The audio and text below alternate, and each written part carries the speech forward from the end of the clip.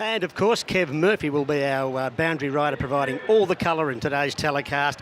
And he's over there now with a very special guest. Yeah, thanks, boys. I've got AFL Hall of Famer and Essendon Premiership coach Kevin Sheedy with me. Kevin, welcome to C31's coverage of the Essendon District Footy League Grand Final. It must be great to be out here at Windy Hill with a big crowd and a lot of atmosphere and a lot of noise. It must bring you back to the times when you used to coach Essendon out here.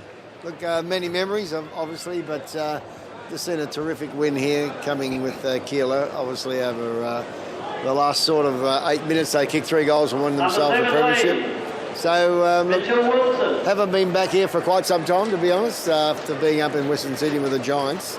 And, of course, to see a crowd here today, community footy, sponsored by, obviously, the bank, Bendigo Bank. It's just really, really good. And I'm basically a grassroots football person, and I think most of us really are. But to have a game, the final, the grand finals here at Windy Hill is very, very special. How important, I mean, you're the doyen of Australian rules footy, how important is local footy, community footy, not only to young people but to community as a whole? Oh, I think it's a great connector. To me, it's a conduit.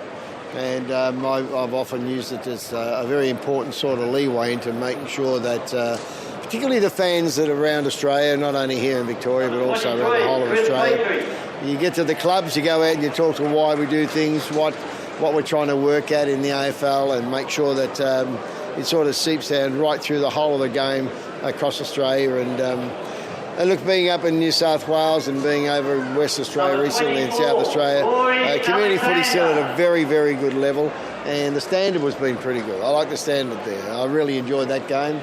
Obviously, the grand final and the seniors coming up now, going to be pretty good game, and it's great to see Dean Wallace win his way into First Division or into Premier Division next year after his great win out at the Stars. So great to see really some of the players that go back from AFL, come back into community footy and coach at a city. I mean, these are grand final premiership players.